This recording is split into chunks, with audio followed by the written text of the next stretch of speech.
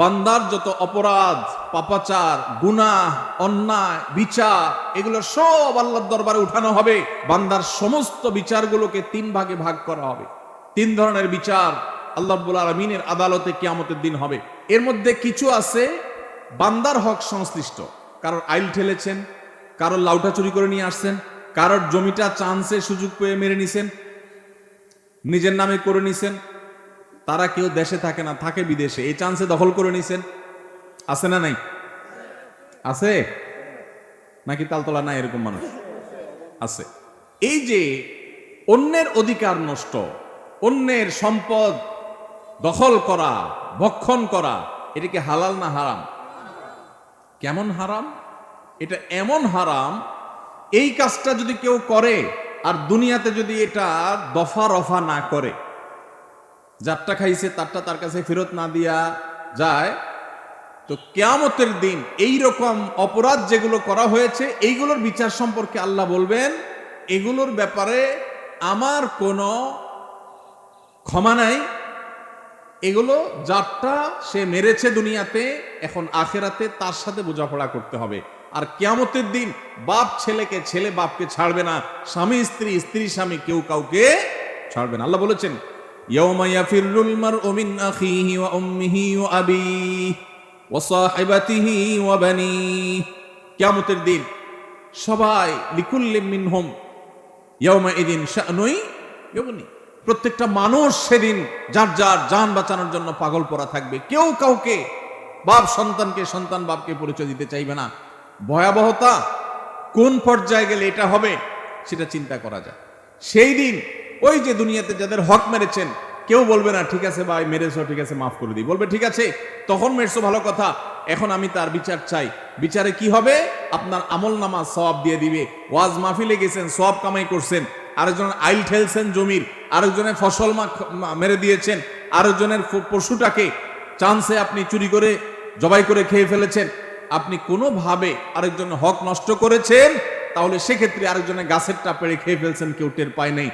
এই সবগুলোর জন্য আপনার ওয়াজ মাহফিল, আপনার নফল নামাজ, আপনার কোরআন তেলাওয়াত, এমনকি আপনার হজ উমরা, আপনার দান সাদাকা, এই সওয়াবটুকু ওই পাওনাদার যারটা দুনিয়াতে মারছেন আল্লাহ তাকে দিবেন, দিয়া এবার খালি হাতে এই লোকটাকে জাহান্নামে নিক্ষেপ করা হবে। ভাইরা আমার, এই জন্য আর যা করেন মানুষের হক মারবেন না। নামাজ বেশি পড়তে পারেন না, শুধু 5 ওয়াক্ত ফরজ পড়েন, সুন্নতে মুআক্কাদা ওয়াজিব পড়েন, আলহামদুলিল্লাহ যথেষ্ট। আখিরাতে মুক্তির জন্য নফল নামাজ না পড়লেও মুক্তি হতে পারে। কিন্তু যদি নামাজে পড়েন, আইলো ঠেলেন, নামাজে পড়েন, আরেকজনের জমির জিনিসপত্র দখল করেন, আরেকজনের গাছের নারিকেলটা, সুপারিটা, ডাবটা, আমটা, জামটা চান্সে নিয়ে নিছেন, কেউ টের পায়নি, নিয়ে আইসা খায়া এরপর ওযু করে সুন্দর করে নামাজ চলে আসছেন। আল্লাহু আকবার। ওয়াজ মাহফিলে এসে বসে আছেন সেই দুপুর থেকে, কোনো লাভ হবে? কোনো লাভ হবে? মুসনাদ আহমদের এই হাদিস থেকে আমরা জানতে পারলাম, নবী সাল্লাল্লাহু আলাইহি সাল্লাম বলেছেন, কিয়ামতের দিন বান্দার হক নষ্ট করে যারা আসবে এদের কোনো ক্ষমা নাই, কোনো ক্ষমা হবে না। তাহলে 3 ধরনের বিচার হবে।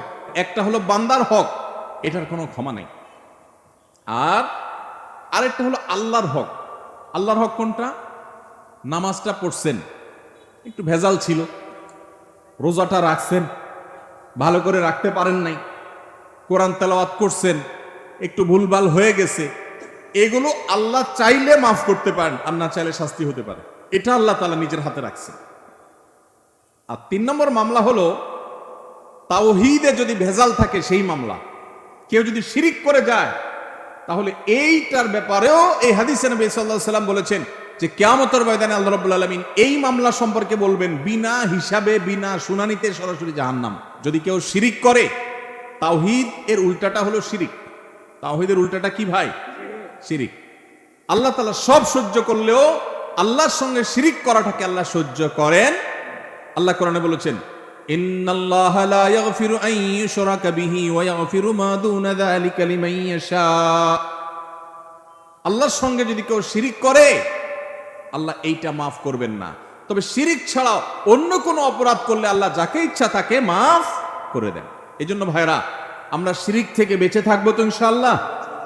কখনো কোনো অবস্থাতেই আমরা শিরক করব না, তাওহীদ ঠিক রাখবো। নবী করিম সাল্লাল্লাহু আলাইহি সাল্লামকে আল্লাহ তাআলা বলেছেন, হে রাসূল,